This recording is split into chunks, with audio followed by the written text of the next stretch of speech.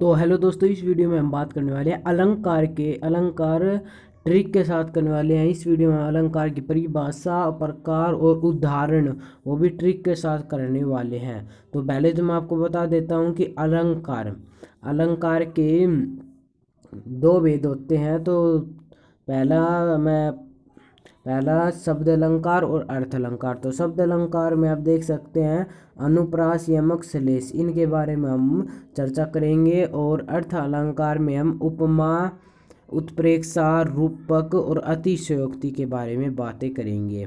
तो हम इन अलंकारों का आज हम करने वाले हैं, तो इस वीडियो में बने रहें।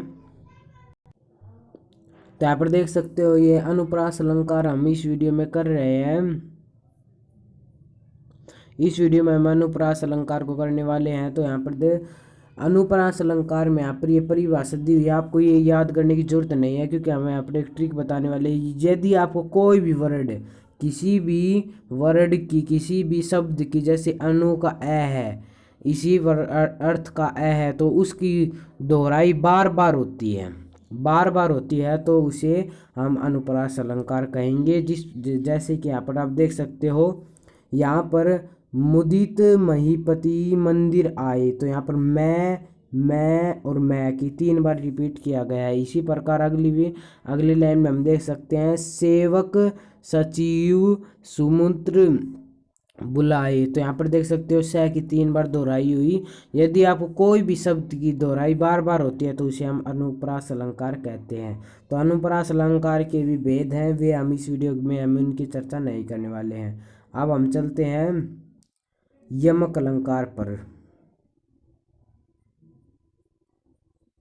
तो यहाँ पर देख सकते हो यमक अलंकार। तो यमक अलंकार में आपको कुछ भी याद करने की जरूरत नहीं है। आपको बस इतना याद कर लेना है कि कोई भी शब्द हो, चाहे वो जैसे कि कोई भी शब्द, जैसे कनक मान लीजिए, कनक, ऐसे ही कोई भी जल, अंबर, कोई भी शब्द एक वाक्य में, कोई भी, यहाँ पर देख सकते हो ये वाक्य दिया हुआ है। किसी भी वाक्य में किसी भी शब्द की 2 बार दोहराई होती है। उसमें हमने केवल एक वर्ण की बात करी थी, जैसे कि कर्मस में खाली क की बात की थी हमने अनुप्रास में, लेकिन इसमें हम पूरे वर्ड की बात करने वाले हैं, पूरे शब्द की बात करने वाले हैं। जैसे कर्मस, तो उसकी 2 बार दोहराई होती है किसी वाक्य में। यहाँ पर देख सकते हैं आप, यहाँ पर कनक कनक ते सागुणी मादकता अधिकाई, तो इसमें कनक कनक की 2 बार आया हुआ है, तो ये यमक अलंकार हो जाएगा। इसमें हम शब्द की बात कर रहे हैं, उसमें हमने वर्ण की बात की थी। तो इसमें भी आप देख सकते हैं कनक शब्द की 2 बार आवृत्ति हुई है, जिस प्रकार एक कनक का अर्थ धतूरा और दूसरे का। तो आपको और कुछ याद करने की जरूरत नहीं है। किसी भी शब्द की 2 बार आता है तो उसे हम यमक अलंकार कहेंगे। अब हम चलते हैं दूसरे अलंकार की ओर, जिसे कहते हैं सलेश अलंकार। तो सलेश अलंकार में आपको ज़्यादा कुछ याद करने की जरूरत नहीं है। आपको सलेश अलंकार में बस ये याद रख लेना है कि यमक यदि शब्दों की दोहराई हुई तो वर्ण की दोहराई हुई किसी भी एक, जैसे ए की ऐसी, इसी प्रकार, तो अनुप्रास अलंकार। और यदि कोई भी और यदि शब्द की दोहराई हुई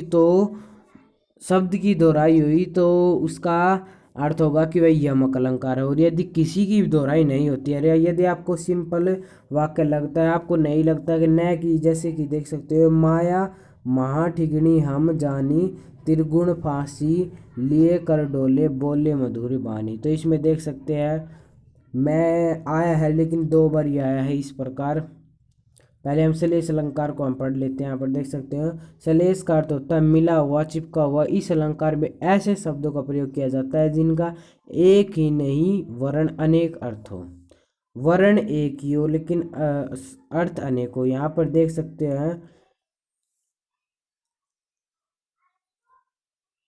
त्रिगुण, त्रिगुण शब्द लिया हुआ है इस वाक्य में, त्रिगुण, जिसके 3 अर्थ हैं, 3 गुण हैं, जैसे कि गुण, रजस और तमस, इसके 3 अर्थ हैं। इसी प्रकार दूसरा उदाहरण भी यहाँ पर देख सकते हैं, आप इसकी फोटो खींच सकते हैं। अब हम बात करने वाले हैं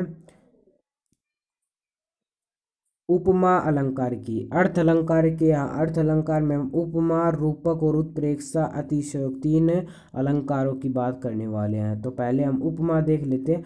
उपमा अलंकार में आपको ये ट्रिक याद कर लेने, किसी भी शब्द में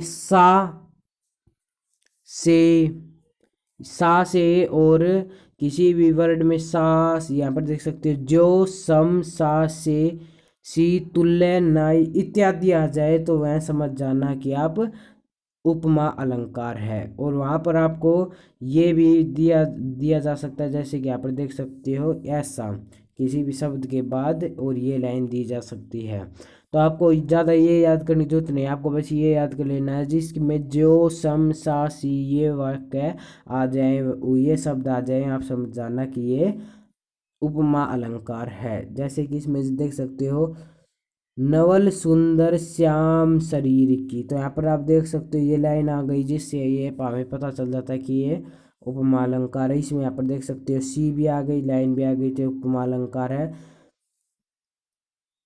तो इसमें ये उपमेय उपमान बताए गए, तो ये आपको याद करने की जरूरत नहीं है, क्योंकि आप रूपक अलंकार की बात करते हैं। हम रूपक अलंकार में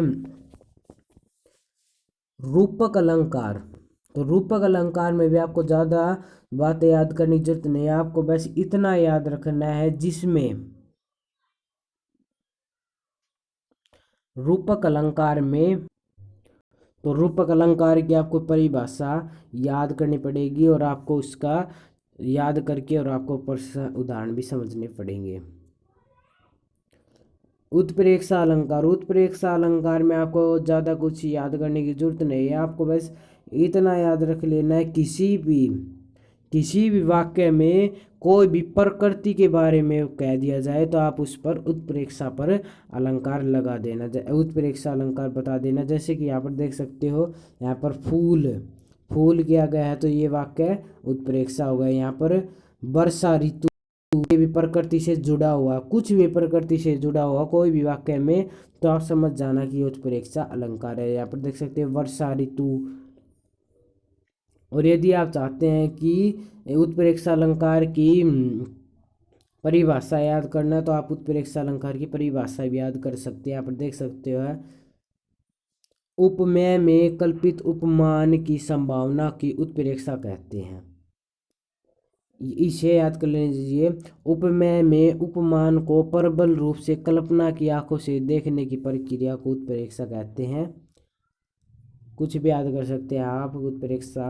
और अतिशयोक्ति अलंकार उसे कहते हैं जिसमें ज़्यादा बढ़ चढ़कर किसी भी बात को ज़्यादा बढ़ चढ़कर बताया जाता है, तो उसे उपमेय अतिशयोक्ति अलंकार कहा जाता है। जैसे देख सकते हैं, बांधा था विधु को किसने इन काली जंजीरों को, तो इसमें देख सकते हो कि विधु को किसने बांधा इन काली जंजीरों में। और अगला हम यहाँ पर आपको उदाहरण देख रहे हैं, ये उदाहरण अतिशयोक्ति के उदाहरण हैं।